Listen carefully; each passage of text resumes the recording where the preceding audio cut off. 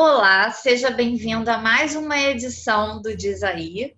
E hoje eu tenho como convidada a doutora Ieda Caminha, que é coordenadora da área de negócios do Instituto Nacional de Tecnologia, o INT, que é quase centenário, vai fazer 100 anos de vida ano que vem, e faz um trabalho bastante importante para a pesquisa no Brasil.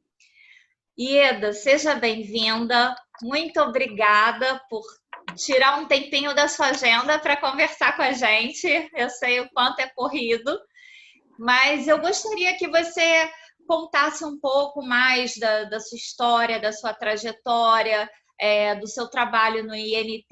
Eu queria que você ficasse à vontade e tomasse a palavra para conduzir da melhor forma. Tá ótimo. Boa tarde, Flávia. Boa tarde à plateia virtual que está nos ouvindo, né? E agradeço aí o convite do Distrito de Inovação e Sustentabilidade para participar desse programa Diz Aí, né? E falar um pouquinho do INT, da sua atuação na área de pesquisa e desenvolvimento tecnológico focado em inovação no Brasil, né? Como você já bem disse, eu sou Ieda Caminha, eu sou engenheira metalúrgica, né? O mestrado e doutorado em engenharia metalúrgica e de materiais. Eu sou pesquisadora da área de materiais do INT e atualmente respondo pela coordenação de negócios. E toda a minha vida, nesses 44 anos de INT, foi sempre voltado para laboratório, pesquisa, né? Novas técnicas experimentais. Então, eu espero aqui poder contribuir para essa discussão aí sobre pesquisa, né, no Brasil. Então, Ieda, para a gente entender um pouco mais, algumas pessoas não conhecem o trabalho de um instituto de pesquisa, do INT, especificamente.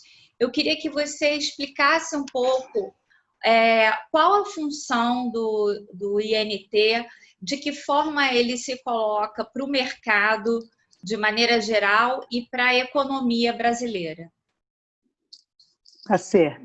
Bem, o Instituto Nacional de Tecnologia, o INT, ele é uma unidade de pesquisa do Ministério da Ciência, Tecnologia e Inovações. Nós fomos criados em 1921 e desde dessa época que nós temos foco na pesquisa tecnológica, né? Sempre visando solucionar os problemas que têm impacto no setor produtivo, contribuindo com as inovações de produtos e processos, e também executamos políticas públicas que são de interesse do país em temas estratégicos, como, por exemplo, nós participamos ativamente do programa ProAlco na década de 70. Nesse programa, a gente fazia testes, ensaios, participamos de diagnósticos também nas usinas de açúcar e álcool e, por fim, participamos da normalização, ou seja, da especificação do álcool combustível, que foi motivo de regulamentação técnica, né? Então, esse é o nosso papel. Também atuamos fortemente no programa Tecnologia Industrial Básica, na década de 80. Acreditamos nos nossos laboratórios, né? Segundo a norma 17025. Atuamos nas comissões de normalização da BNT e também somos o organismo certificador de produto. Desde 2001 até hoje, somos o único órgão público como OCP credenciado no Inmetro. Então, atuamos bastante no Sistema Brasileiro de Avaliação da Conformidade. E temos uma larga atuação na pesquisa tecnológica no país, dentro das nossas áreas de atuação, que são relacionadas à tecnologia química, à tecnologia de materiais e à engenharia de produtos e processos. Então, essas áreas de atuação elas estão distribuídas em 9 principais competências técnicas que a gente revisitou recentemente. Então, a gente atua em avaliação de produtos, processos e insumos, bioprocessamento e bioprodutos, catálise e biocatálise, corrosão, biocorrosão e degradação de materiais, energias renováveis e eficiência energética, engenharia e ciência de materiais, engenharia e design de produtos, manufatura aditiva e tecnologia de gestão da produção. Então, nós temos todo esse conjunto aí de competências técnicas e áreas de atuação que são distribuídas em 20 laboratórios. O INT tem uma ampla e moderna infraestrutura laboratorial que, somada ao nosso corpo técnico, que tem elevada capacitação e qualificação, torna possível que a gente atue em projetos de pesquisa, desenvolvimento e inovação com alto conteúdo científico e tecnológico, né? Para isso, também nós temos parcerias com outros institutos de pesquisa e universidades, tanto no país ou no exterior. Isso é importante para que a gente crie e também difunda os novos conhecimentos que vão surgindo, que são necessários, né? Para que a gente possa atender as demandas de mercado e da sociedade, né? Então, eu acho que é mais ou menos eu resumir, né, o que a gente faz, né? E também queria dizer que recentemente nós aprovamos uma nova estrutura organizacional e achamos de grande relevância criar uma coordenação de planejamento tecnológico, porque o que a gente visa nessa coordenação é identificar nichos de mercado e novas tecnologias no país e no mundo, de forma que a gente possa nuclear novas competências no INT e continuar apoiando a indústria nacional nas suas demandas, nos seus desafios tecnológicos, principalmente agora na era da transformação digital e na indústria 4.0, que exige muita agilidade, né? Então, a gente espera que, através dessa coordenação, a gente melhore ainda mais e alcance cada vez mais a nossa visão institucional, que é a consolidação do INT como uma instituição de excelência em pesquisa e desenvolvimento tecnológico. E como é que entra a área de inovação dentro do INT? Né? Porque a gente sabe que tecnologia não necessariamente é inovação, e nem toda inovação precisa ter um aparato tecnológico, né? E vocês, quando vão avaliar os projetos, as pesquisas, como é que vocês analisam a importância da inovação nesse processo de aprovação ou internalização dos projetos? Na realidade, a gente sempre comenta que o INT ele já trabalha com foco em inovação desde 1921, que no fundo não existia esse termo, mas sempre a gente estava buscando novas metodologias, novos processos, novos produtos. Então, a gente sempre atuou com inovação, só que agora a gente tem um conceito de inovação, né? Nos últimos anos. Então, isso já era o nosso foco, a inovação. Na realidade, a gente formalizou essa gestão da inovação em 2001. Nós começamos a ter ações de gestão da inovação. Em 2006, nós criamos o nosso núcleo de inovação tecnológica, foi um dos primeiros do país, por ocasião da promulgação da Lei da Inovação. E, desde então, o NIT vem fazendo a gestão de inovação e propriedade intelectual das criações que são geradas na instituição e faz a transferência de tecnologia para o mercado e para a sociedade, né? E aí, em 2011, nós tivemos a oportunidade de entrar num grande programa de inovação, que é o programa Embrapi. Nós entramos na fase piloto. A Embrapi é a empresa brasileira de pesquisa e inovação industrial. Nós entramos na fase piloto em 2011 e em 2014 nós entramos na Organização Social Embrapi, que ela foi criada, e fomos credenciados na área de tecnologia química industrial.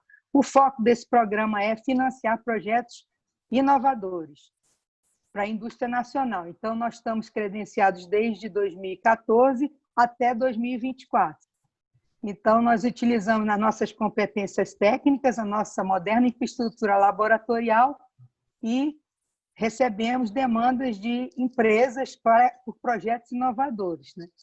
Então, eu acho que a questão da inovação, a gente já tem isso no nosso DNA, costumo dizer, porque se já tinha, agora a gente é a Humanidade Embrapi também, estamos também com ações de empreendedorismo, visando consolidar o INT também como um ambiente promotor de inovação. Então, de todas as formas, a gente está buscando apoiar aí o país nesse salto que a gente precisa de incrementar a inovação de produtos, processos e serviços, né? No caso, a gente sabe que a realidade é que o Brasil está num ranking muito ruim, né, de países inovadores. Nós estamos na 66ª, né, colocação e temos uma alta Estamos na lanterna. E temos uma alta produção científica, estamos no 11º lugar. Então, a gente precisa diminuir essa distância, né? E fazemos todo esse esforço aí, né? E, no fundo, também a gente atende, acho que vale a pena dizer, alguns principais setores também que a gente atua, né? Nós atuamos muito no setor de óleo e gás, energia, saúde, química, petroquímica, agronegócio, papel, celulose, automotivo, os principais. Outros também a gente atende, mas assim os que me vêm à cabeça, de um modo principal, são esses. Então, hoje em dia, a gente procura fazer bastante projeto de inovação, porque é o foco, né, das políticas de governo, dos financiamentos, né? Então, mais ou menos, essa é a linha de raciocínio nossa, né? Trazendo agora as ações de empreendedorismo como uma forma de incrementar novos negócios e novas tecnologias que gerem produtos inovadores, né? Então, pegando esse aspecto do empreendedorismo que você está mencionando, como que funciona isso? Vocês vão ao mercado buscar projetos diante da demanda das empresas, ou o contrário, os pesquisadores ou empreendedores levam seus projetos, vocês entendem em que ponto da cadeia produtiva para um determinado setor que vocês atendem faz sentido aquele projeto? Como é que funciona isso? Na realidade, a gente tem duas formas de captar projetos, vamos dizer assim, né? Uma que sempre existiu é o próprio pesquisador. Ele tem uma rede de relacionamento, e nessa rede de relacionamento ele identifica parcerias, identifica também as demandas de mercado, né? E a outra é uma coisa mais formal, que é através da coordenação de negócios. A coordenação de negócios, ela, além de gerenciar a carteira de projetos e serviços tecnológicos da instituição, ela também é responsável pela prospecção de mercado. Então, ela pega desde micro, pequena e média empresa, como ela pega grandes empresas, como a gente tem a Petrobras como grande stakeholder da instituição, né? Então, né, nós temos essas duas formas, a forma mais formal, através da coordenação de negócios, e a forma que vem através dos pesquisadores. Então, se os pesquisadores iniciam, eles trazem depois a negociação para a coordenação de negócios, e a gente também tem o apoio do Núcleo de Inovação Tecnológica, quando a gente precisa discutir propriedade intelectual. Então, eles se sentem apoiados e a gente, então, avança nesse sentido nas negociações. Algumas se formalizam como projeto e outras não. A gente, às vezes, tem que buscar uma complementação de competência também nos nossos parceiros, que são, de um modo geral, universidades, outros institutos de pesquisa. Então, assim que a coisa funciona, né? É em rede, né, Ieda? Em rede.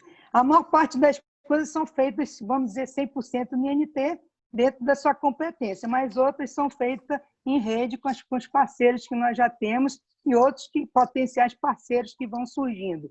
E é importante também mencionar que, recentemente, a gente começou a prospectar startups, que a gente não tinha essa visão, né, antes, né? Então, a gente está trazendo para esse ambiente também as prospecções de startups, justamente visando agilizar, vamos dizer, as soluções tecnológicas que a gente possa ofertar para as empresas, né? Então, é um conceito novo, a gente está aprendendo essa interação, né? E o novo marco legal de inovação, ela veio ajudar, de alguma forma, porque ela direciona melhor juridicamente como é que é a interação entre um instituto tecnológico como o INT e uma startup. Então, a gente tem possibilidade de compartilhar laboratórios, fazer mentoring, né?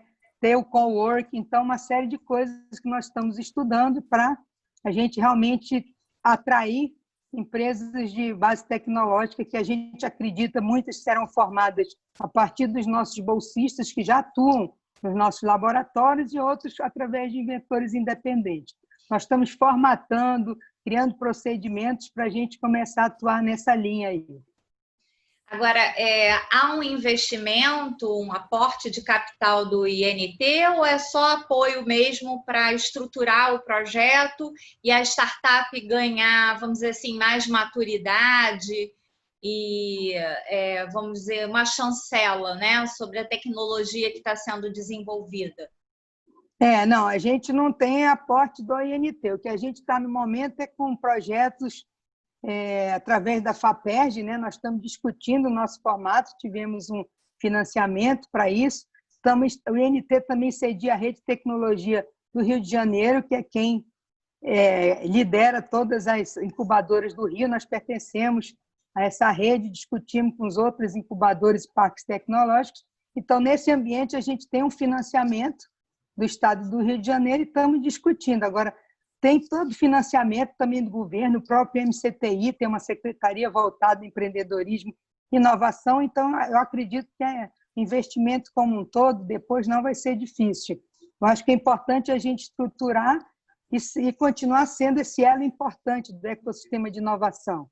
De novo, eu acho que é a rede, né? A gente tem que estar participando junto com, por exemplo, no Rio de Janeiro, eu acredito muito na rede, a gente é da região, polo da região portuária, a gente tem parceria ali com os museus, com a L'Oréal, com a fábrica de startup, tem o Distrito de Inovação, Sustentabilidade, tem a Rede PetroRio, tem o Sebrae RJ, tem a FAPERJ. Então, eu acredito que essa rede, a gente possa, inclusive, alavancar um desenvolvimento regional. Lógico que a gente pode contribuir para o ecossistema de inovação do país, mas eu digo, o Rio de Janeiro, que está tão necessitado, eu acho que essa rede, essa integração entre as instituições, eu acho que torna possível que a gente apoie o desenvolvimento regional e gere emprego e renda. É isso que é o nosso papel também como órgão federal, que eu espero que a gente cada vez mais consiga estruturar essas redes e ter um resultado mais rápido, né, em termos de inovação, né? A gente vê o crescimento autossustentável no Estado, né? Porque exatamente. A gente tem tido aí uma queda na nossa economia, assim, bem, vamos dizer, acentuada em relação a toda a crise que o resto do país passa, mas se a gente olhar o mercado de São Paulo, ainda tem um potencial de capital maior, e, enfim, aqui no Rio a gente sofreu um pouquinho mais por uma série de coisas que não vem ao caso, mas o que a gente precisa é alavancar, né? Criar essa autoconfiança nos empresários e nos empreendedores do Rio de Janeiro, para que a gente possa se apoiar e realmente dar uma sustentação ao desenvolvimento da economia local, até trabalhando nas cadeias produtivas dos grandes setores, né? Os setores âncora do Rio, o óleo e gás é até um deles, né? Isso. Então, a gente tem bastante trabalho aí pela frente, né, para desenvolver. Ieda, se você tivesse assim que dar uma mensagem para uma pessoa que é recém-formada, um engenheiro como você, ou um físico, um químico, alguém da área de ciência, da pesquisa de base, o que você hoje falaria assim como uma inspiração mesmo, um incentivo para esse pesquisador? Isso é uma pergunta difícil, né, de responder, porque a gente sabe que a gente tem muita produção científica, mas no fundo não se torna inovação, né? Mas de qualquer forma, eu acho que nós temos a pesquisa básica, que é extremamente relevante, ela é importante em e temos a pesquisa aplicada ou tecnológica, como é o caso do INT, que a gente atua mais nessa linha. Mas eu acredito que quando o pesquisador ele vai iniciar uma linha de pesquisa, eu acho que ele deve buscar alinhar as suas ideias e criações com a demanda de mercado. Ele tem que conhecer, de alguma forma, a demanda de mercado ou até da sociedade. Porque, por exemplo, a gente fala muito de produtos, processos, porque no caso do INT a gente atua com inovação tecnológica.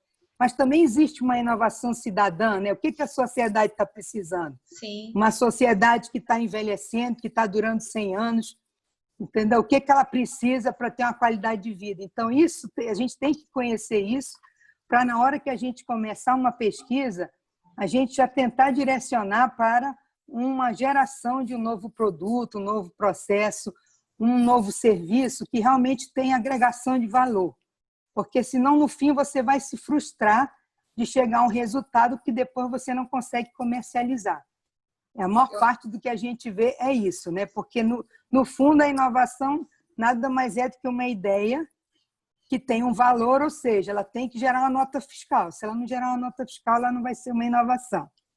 Ela vai continuar sendo uma ideia, né? Então, infelizmente, todos nós queremos cada vez mais ter uma inovação, né? Proteger essa criação, comercializar para as empresas.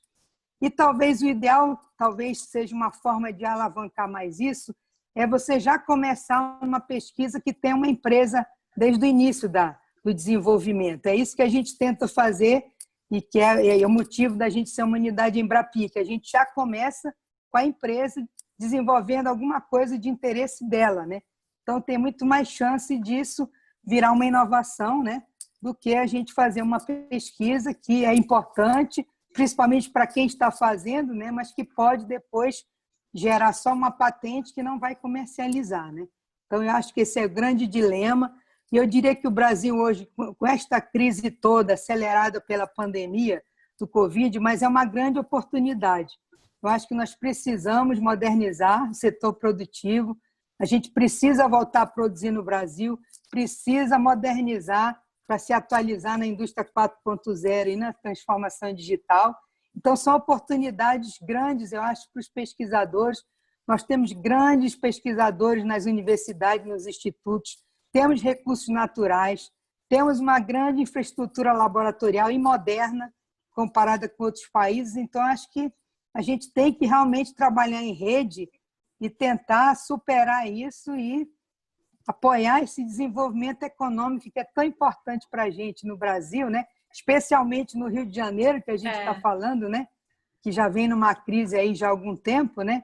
E sempre procurando com isso gerar realmente emprego e renda, né? Eu acho que esse é que é o foco principal, é a gente conseguir que todo esse investimento de anos e anos de políticas públicas, financiamentos em infraestrutura, em cursos de mestrado, doutorado, que a gente possa reverter isso de fato para o país e para a sociedade. Né? Então, eu acredito nisso, eu sou otimista, eu acho que a gente tem que interagir mais, tentar mais, sempre em prol desse objetivo. Né?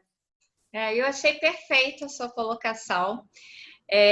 Inclusive porque quando a gente olha para as necessidades da sociedade e a gente sente a dor, né? A gente costuma falar isso para as startups. Não adianta você ter uma ideia, você tem que saber qual é a dor o problema que você vai resolver com aquela ideia. Se for uma ideia só sua, que só interessa a você, ninguém vai investir no seu negócio, ninguém vai comprar o seu produto. Né? Então, a gente usa esse discurso para as startups, nas mentorias de negócios e tudo mais. E você colocou da mesma forma para o pesquisador. Então, eu acho que é isso. Eu acho que o principal dever de casa que a gente tem que fazer, e aí, para a gente querer empreender ou pesquisar ou desenvolver qualquer coisa, é entender qual o problema do mundo que eu quero solucionar, né? O que me deixa louca e que eu quero resolver, que eu quero solucionar para melhorar a vida das pessoas, para fazer sentido para a sociedade. Eu acho que se você partir desse princípio, sempre vai ter uma função, uma utilidade e, na verdade, uma conversão em negócio, né? Ou, ainda que seja um negócio social, né? De impacto social, sem uma visão de lucratividade, mas de solução para a vida das pessoas, né? Eu acho que é isso, Ieda. Lindo, lindo seu pensamento. Fiquei muito feliz com o nosso papo. Uma pena a gente não poder ficar aqui conversando para o resto da vida. Mas eu agradeço muito mesmo, muito produtivo. Eu tenho certeza que muita gente ficou com uma pulga atrás da orelha agora e vai ficar repensando em como conduzir, né, os seus projetos e as suas pesquisas para poder realmente receber essa contribuição toda que existe, que está aí à disposição também. Muita gente não sabe, não conhece, né? Não sabe onde levar o projeto. Então, o INT está aí fazendo um trabalho belíssimo já há quase 100 anos. Eu menciono isso de novo porque eu acho que é importante, né? É uma conquista nacional de todos nós brasileiros, né? E foi muito bom estar com você e eu agradeço muito, agradeço a audiência e peço para você se inscrever no nosso canal para a gente estar sempre conseguindo atualizar sobre as informações de mercado, sobre as novidades que estão acontecendo nos setores da economia. Ok, muito obrigada, Ieda. Um prazer mesmo. Antes de me despedir, só dizer que estamos à disposição no INT, né? Lá nossa unidade em Brapinhi também, futuramente para os empreendedores, né? Eu acho que é importante a gente estar trocando ideias, assim a gente só acha mais soluções mais rapidamente, né? E os outros atores do ecossistema de inovação também, para que a gente continue interagindo e marcando reuniões e participando dos fóruns, tá? Agradeço mais uma vez o convite, foi um prazer. Eu que agradeço. Muito obrigada. Tchau. Tchau. Ah, gente, não esquece de dar o like, tá? E fazer seus comentários para que a gente também possa estar sempre melhorando e atendendo melhor a você.